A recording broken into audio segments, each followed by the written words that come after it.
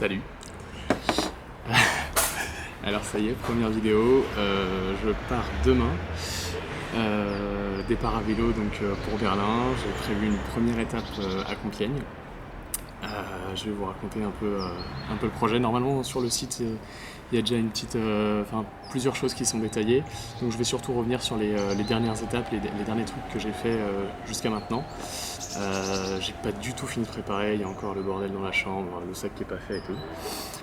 Quelques petits trucs que j'emmène avec moi, cette super liseuse que mes collègues m'ont offert et que je salue, ce qui me permettra de m'alléger de ce super livre que j'ai bien l'intention de lire, Le héros mille visages. Donc ça revient sur toutes les cultures, la référence incontournable sur les mythes et le voyage du héros. Donc le héros au sens personnage principal d'une histoire, hein, pas super-héros. Donc ça revient vraiment sur les différentes cultures, le lien entre les différentes cultures, donc, dont j'espère découvrir une grosse partie en Asie.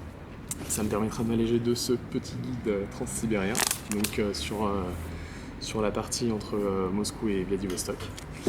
Ces petits guides de conversation, je pense que je vais quand même les prendre. Quelques mots de russe, de japonais et puis d'indonésien. Indonésien, ce sera sur la dernière partie du voyage, mais comme j'ai prévu d'y rester un peu plus longtemps, j'ai bien envie de maîtriser quelques mots. Qu'est-ce que je peux esquiver aussi? Ce guide sur l'Indonésie, très très lourd. Voilà, donc merci pour la liseuse. Les autres choses que j'ai préparées avant de partir, le point important c'était vraiment le visa russe, assez compliqué à avoir. Je fais cette vidéo pour discuter avec les gens, mais aussi pour me rappeler des différentes étapes. Donc souvent je me ferai des notes à moi-même, j'espère que ça vous intéressera aussi. Autre chose que mes collègues m'ont offert et qui me sera très utile, ce super chargeur solaire qui se déplie et peut s'attacher à peu près partout grâce à ces œillets astucieux. Ah non, bon, j'avais prévu de parler pendant 5 minutes pour pas être trop long, je viens seulement de lancer le chrono. On va dire que ça fait déjà 2 minutes que je parle. Voilà, le but de faire des petites vidéos de 5 minutes comme ça, pas trop préparées, ça se sent, c'est de pas avoir à avoir une charge trop lourde à raconter sur le blog, pas passer des soirées entières à rédiger des articles. Donc bien évidemment je prendrai des notes pour moi, me remémorer les choses importantes de mon voyage, mais j'ai envie que ce soit un plaisir de le faire et pas une obligation pour moi. Donc voilà, faire une petite vidéo de 5 minutes chaque semaine, c'est mon moyen de tenir les gens au courant, de me rappeler aussi par la suite, parce que j'ai terminé mon voyage, des différentes étapes. Voilà, je trouve que le fait de parler, d'avoir cette c'est pas vraiment une interaction, mais c'est un échange un peu plus humain, ça met davantage dans l'ambiance que de lire des lignes.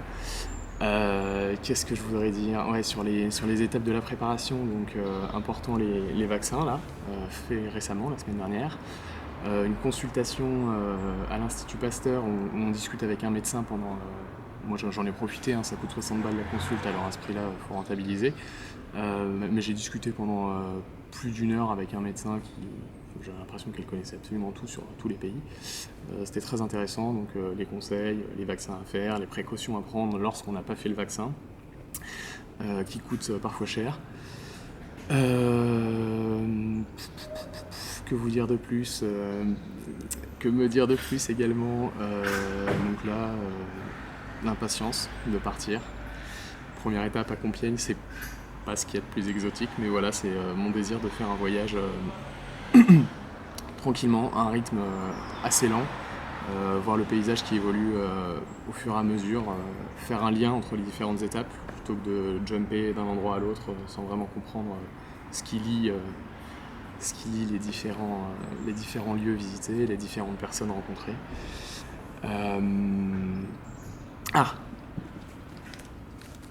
Une chose importante que j'emmène avec moi pendant le voyage, ce petit jeu de tarot offert par Fiona, merci beaucoup à toi, qui vient de Nouvelle-Calédonie, qui est très joli d'ailleurs si on regarde le roi et la dame, ils sont mignons. Je l'ai fait plastifier, je me suis acheté une plastifieuse exprès pour ça.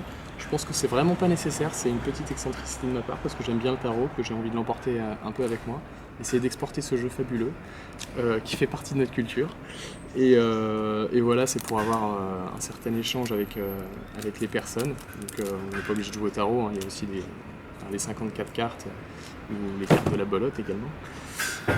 Mais voilà, récemment j'ai été à Bordeaux et puis je me suis retrouvé dans un compartiment entre deux wagons. On était 4 jeunes à peu près du même âge et puis on se regardait tous comme ça, un peu sans trop savoir quoi se dire. Moi j'aurais bien voulu faire un jeu de cartes avec eux parce qu'on avait à peu près 3 heures à passer.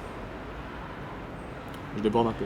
On avait à peu près 3 heures à passer ensemble et finalement chacun est resté soit dans son bouquin, soit dans son smartphone, soit dans sa tablette parce qu'on n'avait pas cette espèce de petit outil qui pouvait faire lien entre... Enfin moi j'osais pas leur demander s'ils avaient des cartes parce que s'ils me disaient non la conversation était finie. Enfin voilà, j'ai pas osé, je me suis dit que c'était quelque chose qui pourrait m'être utile pendant le voyage, donc j'espère apprendre malgré, malgré l'absence de langue commune à d'autres personnes à jouer au tarot. Bon, j'aurais encore plein de choses à dire, mais je vais essayer de me limiter à cette petite contrainte de 5 minutes et je vous dis à très bientôt.